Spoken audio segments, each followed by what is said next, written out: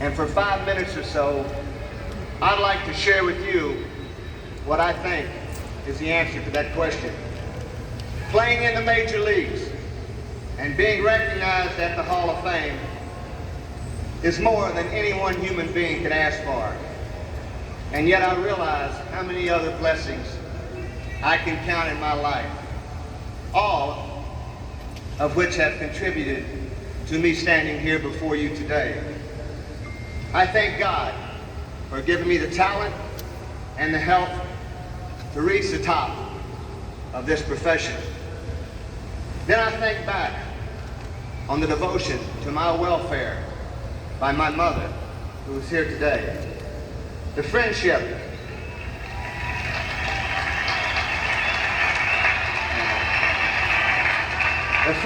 of my brother Gary, who is also here. And on the dedication and teaching of my father, whom I regret is no longer with us, but who would have loved this event more than anyone else. My parents loved me through my childhood and guided me as I grew to become a young ball player with high goals for himself. Then I think about my coaches, my teammates, scouts, managers who discovered me, who encouraged me, who directed me, and who even stuck with me on occasions when others might have given up. My American Legion coach, George Haney, and my first Major League manager, Paul Richards.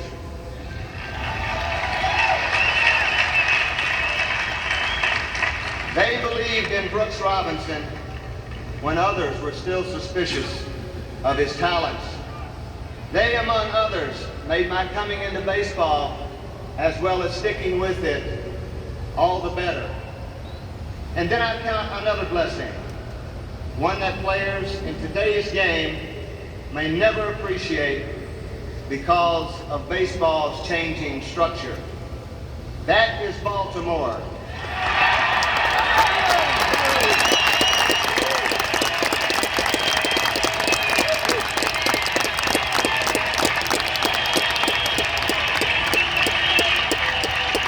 That is Baltimore. And playing in that great city for my entire Major League career.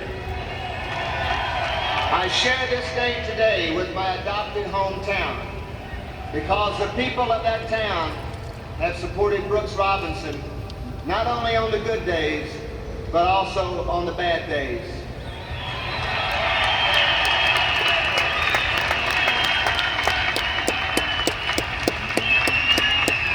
My career has been all the more meaningful because of the Oriole fans and friends, many of whom have made this trip to join me here today.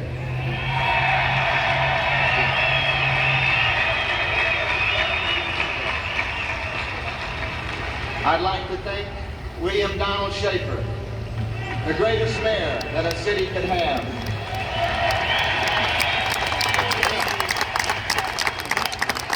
And say, Baltimore, thank you very much. I love you all.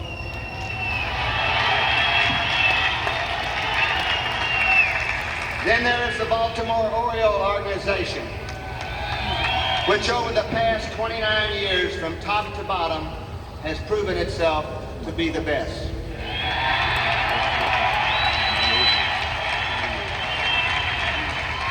I might add that this day is extra special for me because I am being inducted with my fellow Arkansan George Carroll. George shared with me my first opening day as an Oriole back in 1957. I played third base and George played first base against the Washington Senators in Old Griffith Stadium in Washington, D.C. He is a man whom I admired both on and off the field. And then there is what I consider the greatest blessing of them all.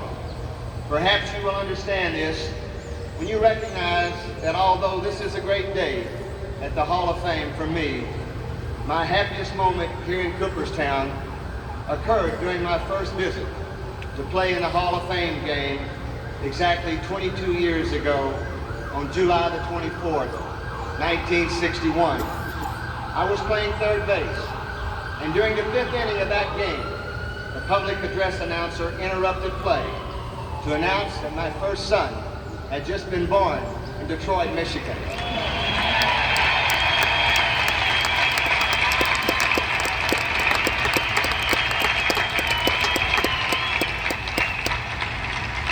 For as I count my blessings, there is none greater than my family. My wife, Connie, who has been by my side. My wife, Connie, who has been by my side throughout my Major League career, and our 4 children, Brooks David, Christopher, Michael, and Diana.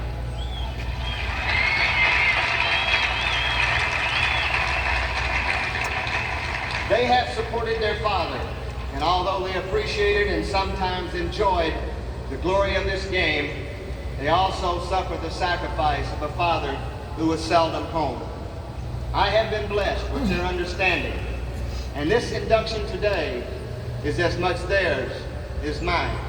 I wish I could have been with them more. And Connie, I want to proclaim here today that no man could have come so far in this game for so long without the greatest blessing of them all, a dedicated, supportive, and loving wife.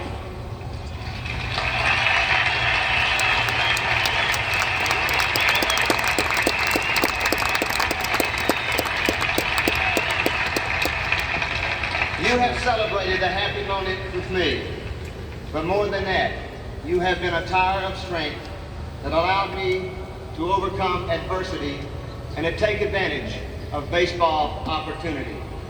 I was there on the field, and I am here today because I had the ultimate, the best baseball wife.